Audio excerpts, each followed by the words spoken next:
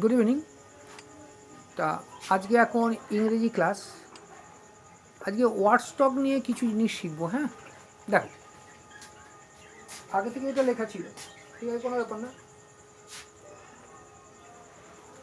ইংরেজি যদি প্রপারলি শিখতে হয় তাহলে তোমাকে কয়েকটা স্টেপ মনে রাখতে হয়। সর্বপ্রথম হলো ওয়ার্ড স্টক প্রথম, এবং আর একটা দ্বিতীয় পার্ট যেটা ওতপ্রোতভাবে জড়িত এর সাথে, সেটা হচ্ছে গ্রামার অ্যান্ড ইটস অ্যাপ্লিকেশন। তাহলে ওয়ার্ড স্টক এবং গ্রামার এই দুটো যদি আমি খুব ভালোভাবে জানতে পারি তাহলে অটোমেটিক্যালি সেন্টেন্স ফরমেশন করতে পারবো। আজকে ওয়ার্ড স্টক নিয়ে কিছু কথা বলছি। দেখো, সবার প্রথম এই যে এ শব্দটা, তুমি বলবে এটা ইংরেজির প্রথম অক্ষর, ঠিক আছে, কিন্তু এ মানে কি? এ মানে ওয়ান হতে পারে অথবা এনি হতে পারে। তাহলে কি বললাম? এ মানে ওয়ানও হতে পারে, এ মানে এনিও হতে পারে। তাহলে আমি যদি বলি এরমভাবে, would you like a drink?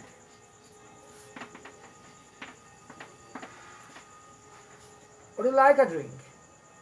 তুমি কি এটি পান করতে পছন্দ করবে? তাহলে এখানে দেখো এনি আসছে, অসুবিধা নেই। তাহলে এখানে এনির বদলে তুমি এ দিয়ে যেতে ইন্ডিকেট করবে। আবার যদি তুমি এরমভাবে বলো, অসুবিধা নেই কোনো, এরমভাবে is a teacher,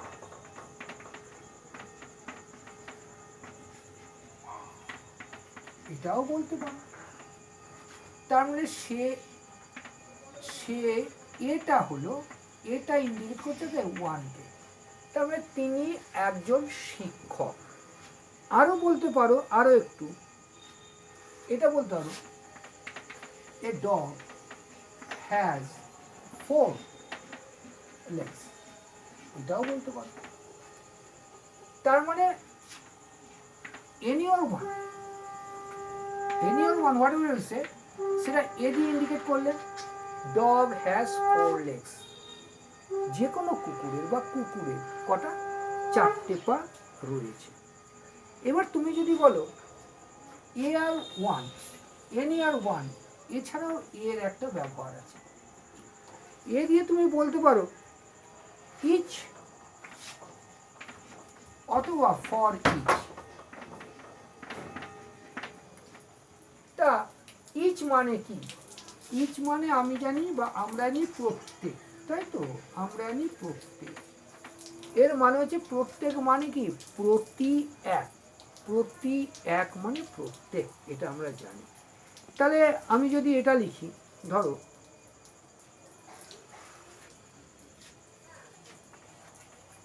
she phones her mother, she phones her mother লিখলাম 3 times a week, 3 times a week। দেখো, she phones her mother 3 times a week বা a week, পেয়েছো? তাহলে এখানে তো এ লিখেছো, এ মানে কি এখানে ইচ। তাহলে প্রতি সপ্তাহে she phones her mother 3 times a week, তাহলে প্রতি সপ্তাহে সে তার মাকে, প্রতি সপ্তাহে সে তার মাকে 3বার ফোন করে বা 3 দিন ফোন করে। তাহলে এ উইক বলতে কিন্তু এখানে বোঝাচ্ছে কি গেল কোথায়? Each week. এ উইক বলতে ইচ উইক। আরও একটা লিখছি আমি, এরম যদি লিখি, ধরো আগে দেখো, আজকের ফোনে তোমার আর ওইভাবে চার্জ হয় না, সকলেই তো মানে সব কিছুই তো হয়ে গেছে আনলিমিটেড। কিন্তু আগে দেখা যেত মানে সেকেন্ডে টাকা নেওয়া হতো, না সরি, মানে অ্যামাউন্টটা সেকেন্ডে হতো। তাহলে সেরকম যদি একটা লিখি, কল কস্ট, দেখো কল কস্ট মানে ফোনে যখন তুমি ফোন করছো, কাউকে ফোন করছো, সেটা কস্ট 16 পয়সা বা 16 পয়সা পার মিনিট। তাহলে এখানে বলছি কি, দেখো পার মিনিট, তো পার মিনিটটা উঠাই, এ দিয়ে তো করা যাচ্ছে, এ দিয়ে করা যাচ্ছে। তাহলে কল কস্ট 16 পয়সা এ মিনিট। তার মানে এ মিনিট বলতে কি বোঝাচ্ছে এখানে? এ মিনিট বলতে বোঝাচ্ছে ইচ মিনিট। তাহলে প্রতি মিনিটে যে কল রেটটা হচ্ছে ক পয়সা? 16 পয়সা। তার মানে এটা একটা ওয়ার্ড, আর্টিকেলের দিকে আসছি না। আর্টিকেল হলে এ, আমরা এ আর এন পাই আর্টিকেলে। এ আর এন উভয় তো একটা বোঝায়, আর্টিকেলে একটা বোঝায়। এ যখন করছো তখন কি করছো তুমি? কনসোনেন্টে দিচ্ছ, ভাওয়েল হলে এন দিচ্ছ, সে বিষয়ে আমি আসছি না। তাহলে এখানে এ শব্দের অর্থ পেলাম ডাউন হিসাবে এনি অর ওয়ান, সেটা দিয়ে আরও একটা পাই কি? Each or for each. Clear আছে? একটু লিখে নাও বা স্ক্রিনশট তুলে নাও, তারপর আমি পরেরটা করাচ্ছি। স্ক্রিনশট তুলে নিতে পারো। তাহলে দেখো আজকে 2 নম্বর, হ্যাঁ, অ্যাবান্ডান। আজকে 2 নম্বর শিখছি অ্যাবান্ডান। এর মানেটা কি হচ্ছে? বাংলা ভাষায় বলতে পারো এটা ত্যাগ বা পরিত্যাগ। পরিত্যাগ বা অনেকে ত্যাগ করা বলে, অসুবিধা নেই। কিন্তু জিনিসটা কি? জিনিসটা হচ্ছে দেখো ভালোভাবে, to leave somebody or something completely. কাউকে বা কোনো কিছুতে, কোনো কিছুকে যদি আমি সম্পূর্ণ তো ত্যাগ করে থাকি, সম্পূর্ণ তো ছেড়ে দিয়ে যদি থাকি, সেটাকে বলা হয় অ্যাবান্ডন। সেটাকে বলা হয় অ্যাবান্ডন। এটা মনে রাখবে, এটা ভার্ব, মনে রেখো এটা ভার্ব। তাহলে এর যদি একটা উদাহরণ, এর যদি আমরা একটা উদাহরণ টানতে চাই, তাহলে কি লিখব? হি অ্যাবান্ডন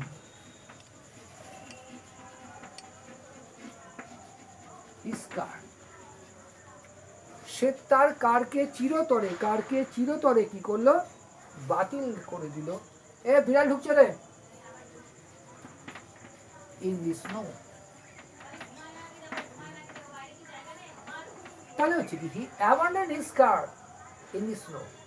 তার মানে বরফের মধ্যে সে তার যে কার মানে গাড়ি, গাড়িটাকে পরিত্যাগ করল। তার মানে এটা সামথিং আসছে কমপ্লিটলি কি করলো? এটাকে ত্যাগ করলো, এটা অ্যাবান্ডন। আবার আরেকটা মানেও হতে পারে, might be to stop doing something before it finished. কোনো কিছু শেষ হওয়ার আগে যদি সেটাকে বাদ করে দেওয়া হয়, কোনো কিছু শেষ হওয়ার আগে, এই যে দেখো টু স্টপ ডুইং সামথিং, হয়তো তুমি কোনো কাজ করছো, কিন্তু কাজটা শেষ হওয়ার আগেই যদি তুমি ছেড়ে দাও বা কাজটা শেষ হওয়ার আগেই যদি তুমি ত্যাগ করো, সেটাকেও আমরা বলবো অ্যাবান্ডন। যেমন দেখো, when the rain, ভালো বুঝবে, when the rain started। তার মানে কি? যখন বৃষ্টিটা শুরু হলো, আমরা কি করলাম? we abandoned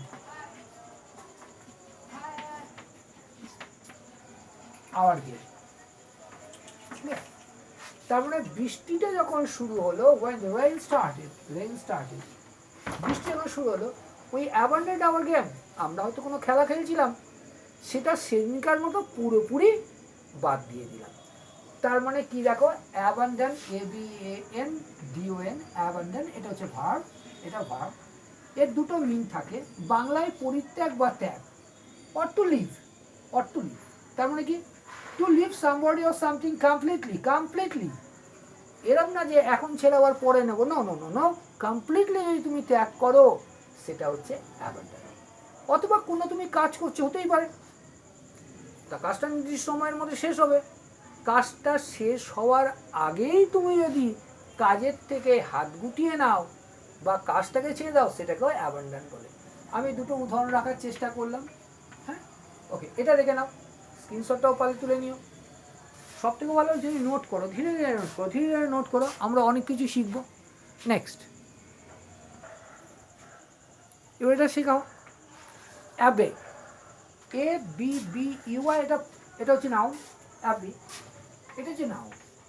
এটার প্লুরাল ফর্ম হচ্ছে অ্যাবিজ, ABBEYS, অ্যাবিজ। দেখো আমরা বুদ্ধিজমে দেখি, মেনলি বুদ্ধিজম বা অন্যান্য ধর্মেও দেখা যায়, দেখা যায় কিছু লোক থাকে পুরুষ এবং মহিলা, তারা ধর্মের জন্য অনেক সময় দেখা যায় সংসার ত্যাগ করে বা নিজেকে কিছুটা বিচ্ছিন্ন রাখে সংসার থেকে। তখন তারা কি করে, একটা কোনো মঠ বা মন্দির বা এরম কিছুতে বসবাস করে, মঠ বা মন্দির।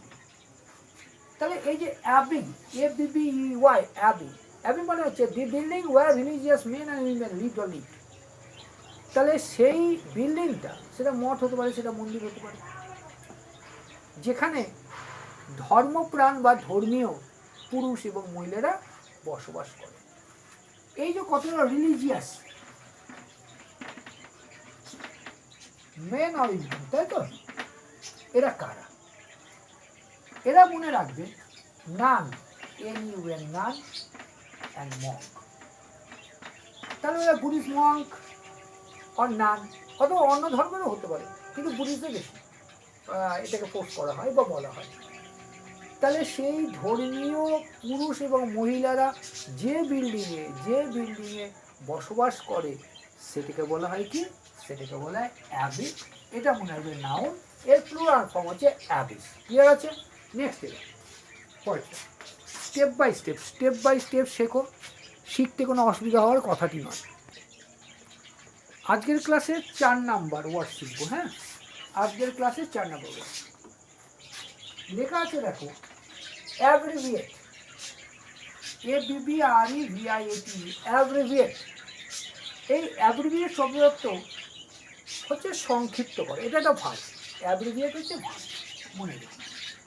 আমি সবসময় চেষ্টা করছি ওয়ার্ডটা পার্টস অফ স্পিচের কোন অংশে পড়ছে সেটা তোমাকে জানিয়ে দেওয়া।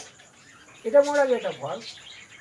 এর মানে হচ্ছে to make a word shorter by not saying or by not writing. তাহলে বলছে to make a word shorter by not saying or writing some of the letters. তাহলে যে যেমন দেখো,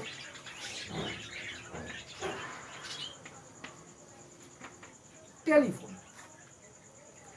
আজকে তো আর টেলিফোনটা বলো না, বলো কি ফোন।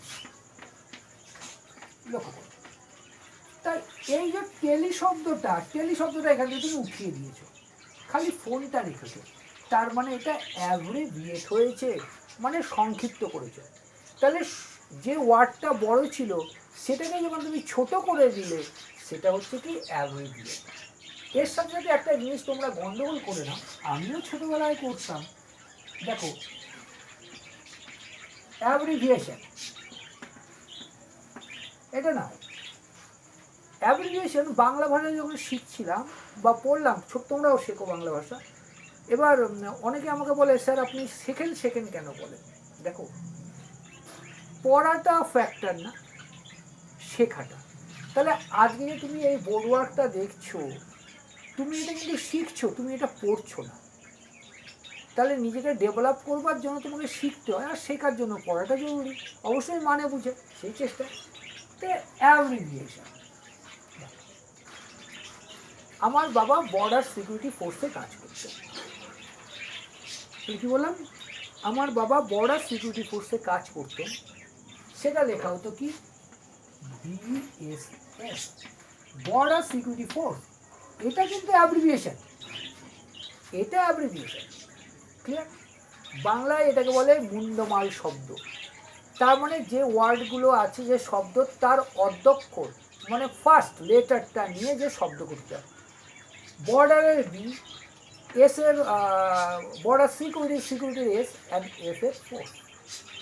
যেমন তুমি বলো প্রাইম মিনিস্টার, সেটা কি বলো তুমি? পিএম বলো, তাই তো? তার মানে যখন মানে মুন্ডমাল শব্দ, মানে প্রথম অক্ষরটা নিয়ে তুমি বলছো, তখন অ্যাব্রিভিয়েশন। কিন্তু যখন ওয়ার্ড যেটা আছে সেটার কিছু ওয়ার্ড বাদ দিয়ে তুমি মেনশন করছো, তখন সেটা হচ্ছে কি? অ্যাব্রিভিয়েট। যেমন দেখো, টেলিভিশন, এগুলো তো আজকে বলো না, তো বলো টিভি, তাই নাকি? আজকে তুমি আর টেলিভিশন বলো না, এর অ্যাব্রিভিয়েশন করে দাও কি? টিভি। তার মানে টেলিভিশন। টেলিভিশন। কোনো অসুবিধা আছে? অসুবিধা আছে কি? একজন বলেছিল, দেখো ভিশন মানে দেখা, হ্যাঁ, টেলিভিশন, টিভি, এটা কিন্তু মনে রাখবে, এটা কিন্তু অ্যাব্রিভিয়েট না, এটা হচ্ছে অ্যাব্রিভিয়েশন। কেন? টেলি আর ভিশন দুটো শব্দ। এটা যে টেলি টি আর ভিশনের ভি, টিভি হয়ে গেল। দেখো এরপর আর একটু শিখবো। যে কোনো ভাষা শেখাটা কঠিন না, আর তুমি যদি একটু মনস্থির করো যে হ্যাঁ আমি শিখব। এবার দেখো শিখছি আরেকটা নতুন ওয়ার্ড, প্রায় শুনেছি, অ্যাবিলিটি। ঠিক, এই যে অ্যাবিলিটি, এটা নাও, এর প্লুরাল ফর্ম হচ্ছে অ্যাবিলিটি। তা বাংলা ভাষায় এটাকে বলি আমরা দক্ষতা। আবার স্কিল মানেও কিন্তু দক্ষতা। তাহলে এটা অ্যাবিলিটি অ্যাকচুয়ালি হচ্ছে তুমি যে কাজটা করছো তার জন্য যে নলেজ, তার জন্য নলেজ, সেটা অ্যাবিলিটি। আমি লিখছি এর মানেটা কী হওয়া উচিত, এর মানেটা কী হওয়া উচিত আমি লিখছি। 1 মিনিট দাঁড়াও, 1 মিনিট একটু দাঁড়াও, কে ফোন করলো দেখুন। তাহলে যে কথাটা বলা হচ্ছিল অ্যাবিলিটি, হ্যাঁ, তাহলে অ্যাবিলিটি অ্যান্ড অ্যাবিলিটি, ঠিক আছে। তাহলে এই অ্যাবিলিটি বলতে কী বোঝাবো সেটা লিখতে হবে, তাই তো। The power and knowledge, the power and knowledge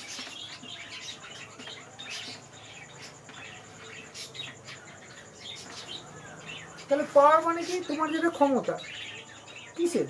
knowledge, power and knowledge to do something, to do something.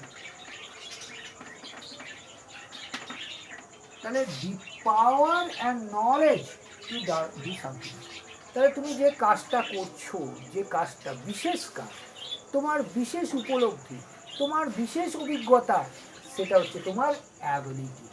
Clear? একটা কথা আমি সবসময় বলি, আমার বাবা বলতেন, প্রতিভার জন্ম হয় না, প্রতিভা অর্জন করতে হয়, আর এই প্রতিভাটাই আর কেউ না, সেটা হচ্ছে অ্যাবিলিটি। তাহলে এটা কি? তোমার প্র্যাকটিসের মাধ্যমে আসে, তোমার চেতনা বৃদ্ধির মাধ্যমে আসে। তা অনেকে আমাকে বলে মাঝে মধ্যে, স্যার চেতনা জিনিসটা কি? চেতনা জিনিসটা আর কোনো কিছুই না, কোনো কিছু জানবার জন্য যে আগ্রহ, এবং ওই আগ্রহ থেকে তোমার যে চেষ্টা, সেটাই চেতনা। চেতনা অন্য কিছু না। আমরা সকলেই চেতনশীল, মানে আমরা যারা প্রশ্ন করি, আমরা যারা জিনিসটা বুঝতে চাই, আমরা যারা জিনিসের উৎপত্তিটা সম্বন্ধে জ্ঞান লাভ করতে চাই, সেটাই চেতনা, অন্য কিছু না। তাহলে ability, the power knowledge to do something. এবার একটা কথা বলি, দেখো আমি যদি লিখি, she has the ability to pass the exam, ভালো কথা। she has the ability to pass the exam, তাহলে এক্সামটা পাস করার তার অ্যাবিলিটি রয়েছে, but she must work hard, but she must work harder। Clear? তার মানে তার যে অ্যাবিলিটিটা রয়েছে টু পাস দি এক্সাম, তাহলে এক্সাম পাস করার অ্যাবিলিটিটা রয়েছে, কিন্তু তার জন্য কি করতে হবে? সি মাস্ট ওয়ার্ক হার্ডার, তাহলে সে যতটা খাটছে তার থেকে আরও অনেকটা বেশি তাকে খাটতে হবে। ক্লিয়ার আছে? ক্লিয়ার? এর পরেরটা বলছি, দেখো স্টেপ বাই স্টেপ শিখবে, হ্যাঁ, কোনো অসুবিধা নেই। এবার দেখো অ্যাবনর্মাল, এই শব্দটা শুনেছ? অ্যাবনর্মাল বাংলায় তুমি বললে এটা স্যার স্বাভাবিক, ভালো কথা, বা এটাকে ন্যাচারালও বলা যায়, ন্যাচারাল বলা যায়। অ্যাব মানে হচ্ছে নট, তাহলে তুমি বলবে স্যার অ্যাবনর্মাল হচ্ছে নট নর্মাল, ইজ রাইট। এরকম কোনো বাচ্চা ছেলে বলবে ক্লাস 5, 6, 7 ঠিক আছে, কিন্তু তার থেকে একটু বেশি যদি ছেলে মেয়ে হয়ে যায়, মানে 9, 10-এ পড়ছে বা অ্যাডভান্স লেভেলে পড়ছে, তাহলে কিছু ডিফারেন্সেস রয়েছে। অ্যাবনর্মাল মানে কি? Different from what is normal. Different from what is normal, তার স্বাভাবিক আমরা যেটা দেখি তার থেকে আলাদা, অথবা ইউজুয়াল। তাই নর্মাল আর ইউজুয়াল যেটা রয়েছে তার থেকে যদি আলাদা হয় সেটাকে বলে অ্যাবনর্মাল। আরও ভালো হবে in the way that origin, যে ঘটনা, যা ঘটনা তোমাকে ওরি করে, ওরি মানে ব্যস্ত করে, দুশ্চিন্তা করে, অথবা যেটা তোমার কাছে আনপ্লিজেন্ট, মানে যেটা তোমার কাছে তৃপ্তিদায়ক না, সেটাই অ্যাবনর্মাল। তাহলে অ্যাবনর্মাল মানে কি বললাম? নট নর্মাল, মানে যেটা ইউজুয়াল সেরম না, কিছুটা আলাদা। যে জিনিসটা তোমাকে দুশ্চিন্তায় ফেলে, দ্যাট ইজ অলসো অ্যাবনর্মাল। যে জিনিসটা তোমাকে তৃপ্তি দেয় না, স্যাটিসফ্যাকশন দেয় না, সেটাও অ্যাবনর্মাল। এবার একটা কথা বলবো, দেখো, আর অ্যাংজাইটি, দুশ্চিন্তা, তাহলে বলা যায় এটাও কিন্তু নর্মাল নয়। তাহলে অ্যাবনর্মাল মানে বুঝবো অ্যাভারেজ নয়, অ্যাভারেজটাও বলা হয় নর্মাল। কোনো কিছু যদি অ্যাভারেজের থেকে হয় বেশি বা হয় কম হয়ে যায়, দ্যাট ইজ অলসো অ্যাবনর্মাল। তাহলে অ্যাবনর্মালটা ইউজ করবে different from what is normal or usual, অথবা যেটা ওরিজ করে তোমাকে, অথবা যেটা আনপ্লেজেন্ট। ক্লিয়ার? প্লেজেন্ট মানে তৃপ্তি, যেটা স্যাটিসফাইড, তুমি যেটা নিয়ে স্যাটিসফাইড সেটা, আর সেটা নিয়ে না থাকলেই সেটা তো আনপ্লেজেন্ট। এবার দেখো অ্যাবলিশ, হ্যাঁ, abolish.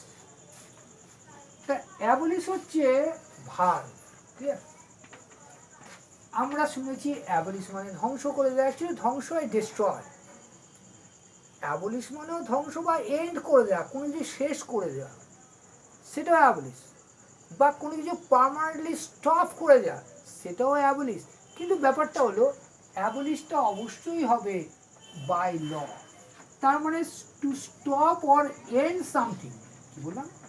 Two stop or end something by law. তাহলে আইনের দ্বারা যদি কিছু বাতিল করে দেয় বা কিছু শেষ করে দেয়, সেটাকে বলা হয় অ্যাবলিশ।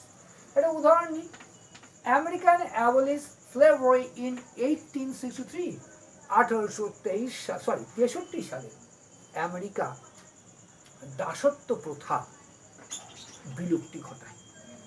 তাহলে এই বিলুপ্তিটা হচ্ছে কি অ্যাবলিশ, কিন্তু এটা কি হতে হবে? এটা বাই ল হতে হবে, মানে আইনের দ্বারা।